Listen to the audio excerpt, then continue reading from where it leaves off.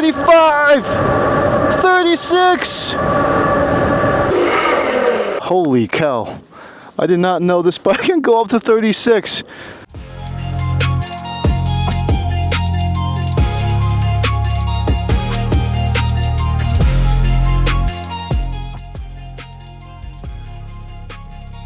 Hey, how's it going? EV Tech Steam here. This is the Heybike Saturn. This is the dual battery edition. The single battery is about $999 and the dual battery is just about $200 more. The Saturn is the most impressive moped style e-bike that I reviewed all year, and I reviewed a lot of hot garbage this year.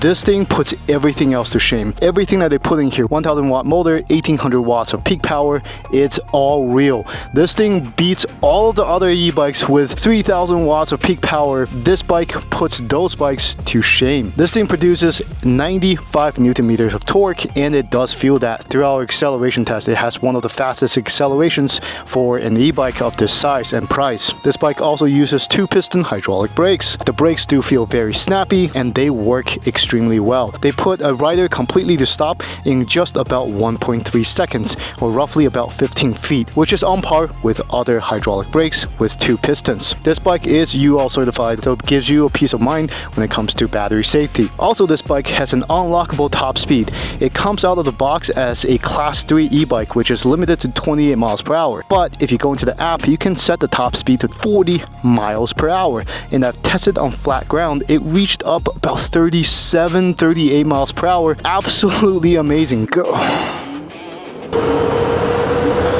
30 miles per hour, 31, 33, 34, 35, 37,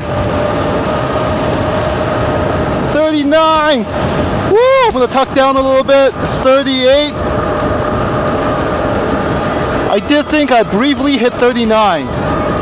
Now it's maintaining at 38 because the wind resistance is getting really, really high.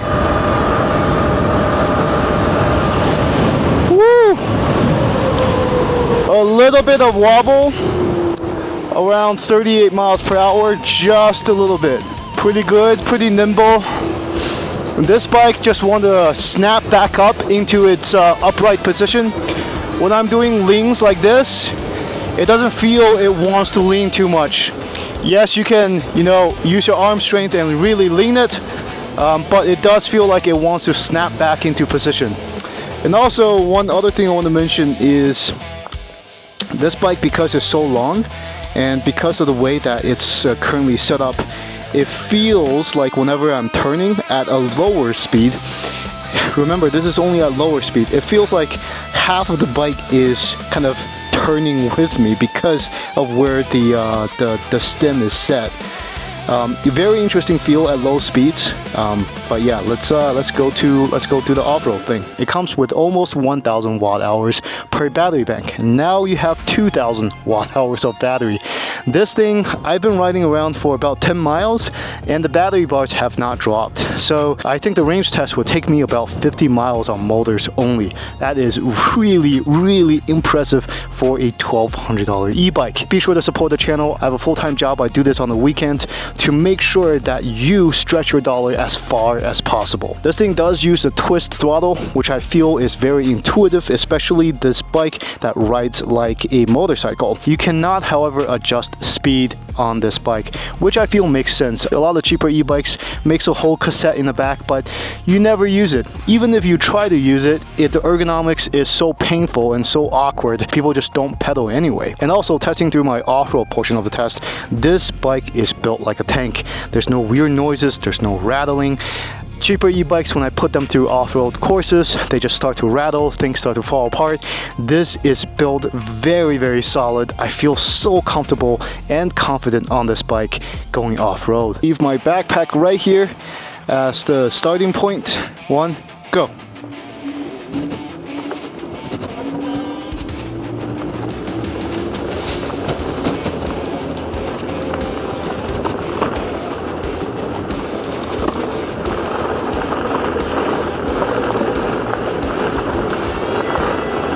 Going very fast right now.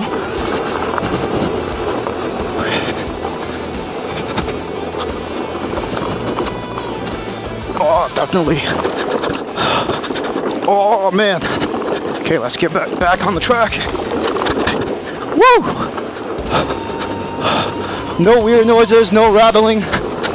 Still feels pretty damn good.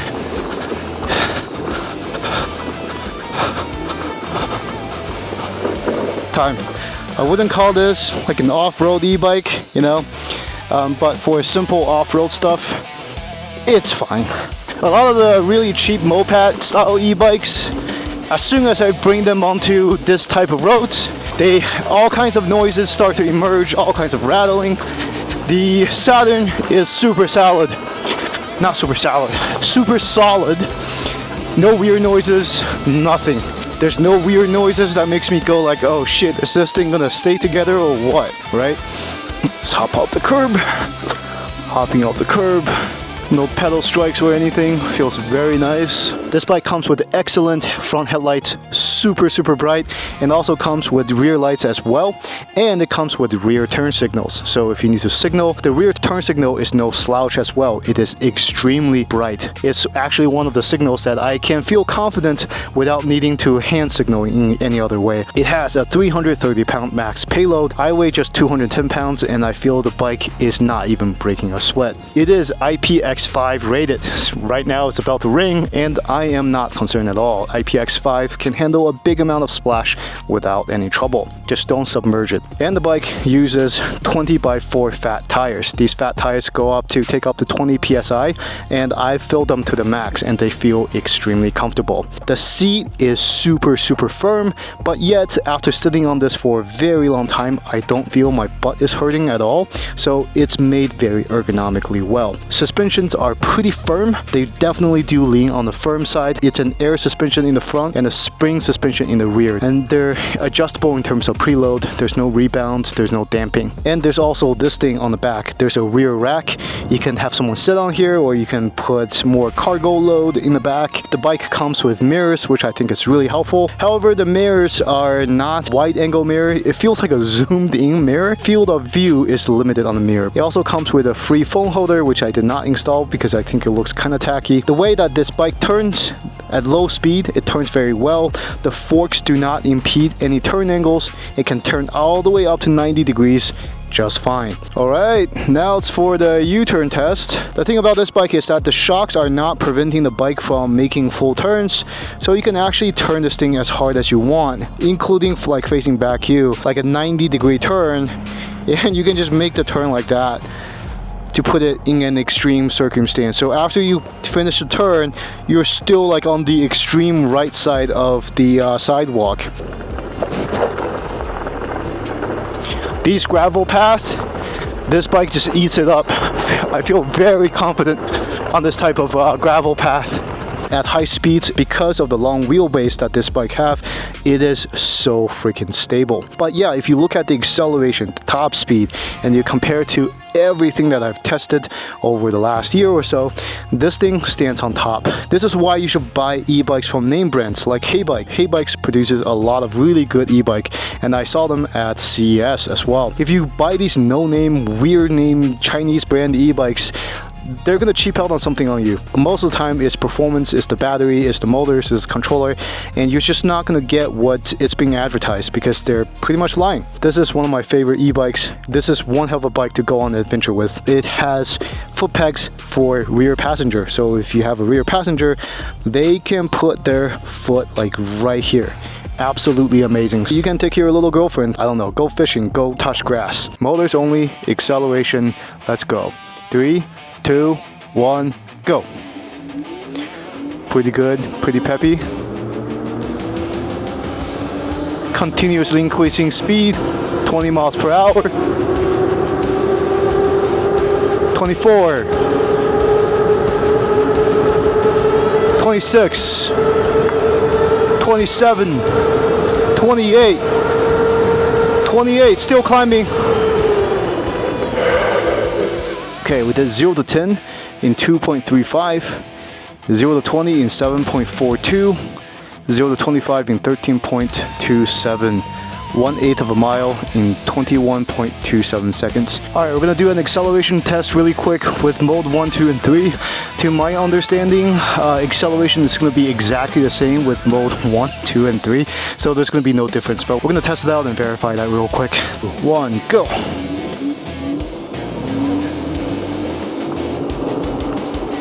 All right, we made it to Acceleration Hill. This is where cheap e-bikes go die. So we're gonna see how fast this thing accelerates. Without further ado, let's go. 3, 2, 1, go. Very nice, 18, 20 miles per hour. This thing must have a really good controller. 21, 22, 22.4 miles per hour maintained. This is much better than the 13 and 14 miles per hour that I'm seeing from other cheaper e-bikes. 23, it maintains the speed very, very well. This part is gonna get a little bit flatter, so it's probably gonna increase speed a little bit more. Yep, 24, 25. Very, very nice, very impressive. So it did 0 to 10 in 2.95, 0 to 20 in 9.52. It did the 1/4 of a mile in 43.36 seconds. This beats the other bikes by like a whopping 20 something seconds. That is very, very impressive. Just a dive bomber. What this tells me is that Heybike does not lie when it comes to their specs. If you look at a $500, $600 e-bike, they lie about their specs. Maybe they will have a 1,000 watt motor in their bike, but they're not going to put good batteries, they're not going to put good controllers in there to utilize that motor. This is very impressive. I think the only bike that beats this is the $1,200 Aptum, but the Aptum is a motorcycle, it is a mid-drive motorcycle. So this performance is on par with that. All right, time for brake test. Let's see how quickly we can stop from 15 miles per hour down to 0. 15 to 0 in 1.41 seconds, and we used about 13.1 feet.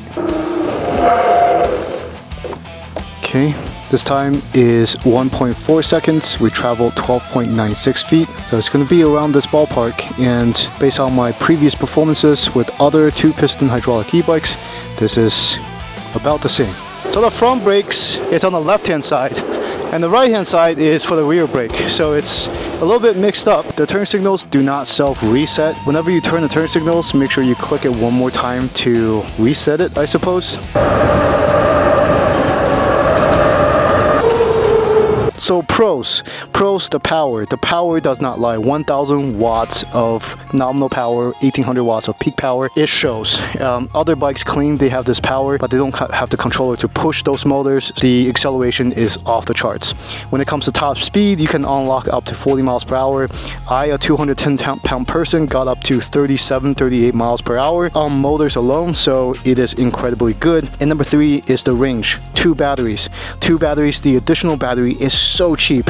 You should definitely get the additional battery. It gets you up to real world 50 miles. They advertise 90, but you're mostly going to get 50 miles. But other cheaper e-bikes, you're going to get less than 20 miles per battery based on my testing. Now, with that being said, a couple of the cons. All right, when it comes to cons on this bike, I really can't find a lot of cons on this bike. This is going to be a much heavier bike because of the extra battery. It's not going to be super portable. They did put a lot of suspensions on here. Like, it's still one of the cheaper suspensions and shocks that you put on the bike. The third con that I can think of, it's a con and a pro, is that there's no cassette here to change gears. You're stuck on one gear. Most people don't pedal their moped style e-bikes anyway, and the ergonomics makes it very difficult and awkward to pedal.